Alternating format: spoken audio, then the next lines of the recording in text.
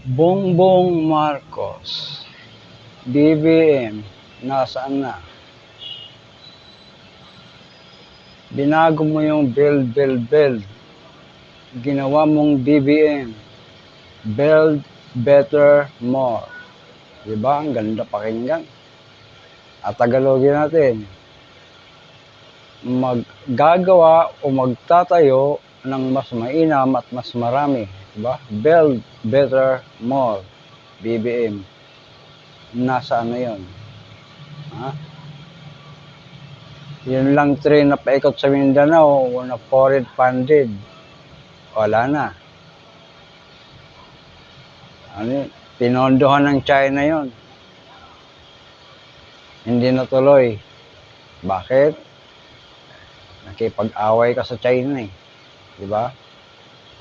Pinaboran mo yung mga kano na parang nabudol ka din.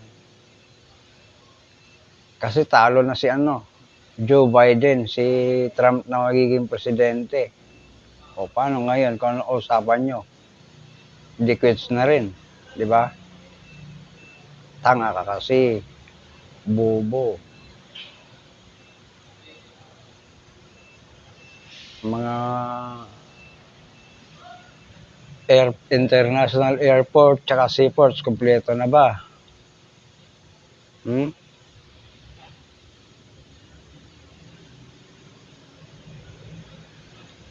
Amo, pati negosyo, apektado. Sinong, kahit mag-imbita ka pa ng mag-imbita ng mga foreign investor, walang pupunta dito sa Pilipinas. Kasi, alam nilang talamak ang corruption dito, talamak ang droga, terorismo, baha, yan. Kaya yung mga nasa EDSA ngayon, kukunti lang yan, naghihintay lang yan ng signal. O sa'yo, para hindi na masyado nakakaya, bumaba ka na. Step down, bongit. Talagang hindi mo kaya. Mo, ayaw kang pakinggan ng mga congressman. Sila nang nasusunod sa budget. Buti nga, andyan yung Senado. Kumukontra sa pagpapatupad ng pondo. Yun lang example ni BP Sara. Sa NEP, 5 billion. National Expenditure Program, 5 billion lang. Pagdating sa General Appropriations Act, sa GAA, naging 15 billion. May insert na 10 billion. Pero hindi binigay sa DepEd.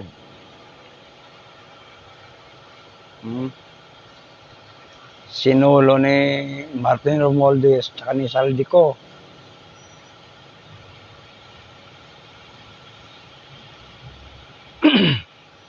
May kinalaman ka ba doon? Mayroon. Kasi ang pondo, ikaw ang huling pipirma. Dapat may veto power ka naman bilang presidente. Diba? Hindi mo binito, ibig sabihin gusto mo rin. Pinapayagan mo rin yung mga pondong gustong ipatupad ng kongreso.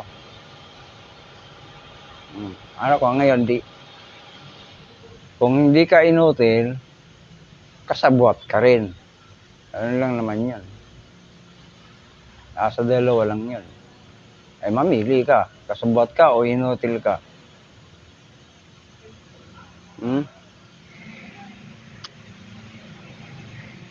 Ulitin ko para hindi na gaano nakakahiya, bumaba ka na. Kasi malulublob at malulublob lang ka lang sa kahihiyan. Patay kayo dyan sa Malacanang.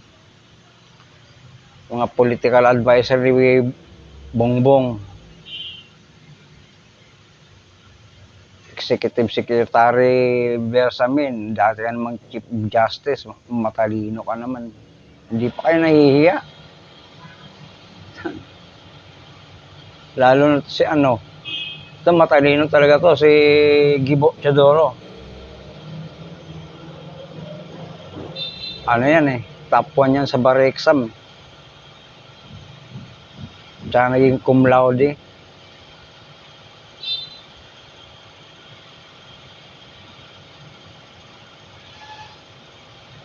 Kala nyo kasi yung sinaunang style pa nga na pwede mag-Jones blackout.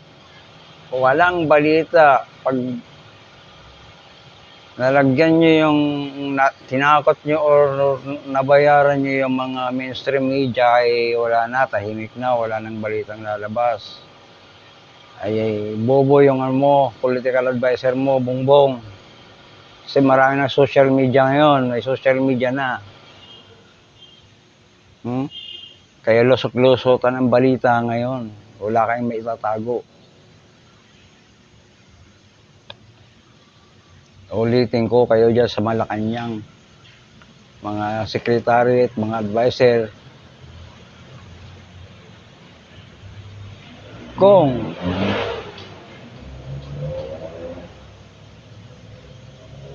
kung hindi kayo nakikinabang, either kayo na mismo mag-resign o si Bongbong ang pag-resignin ninyo.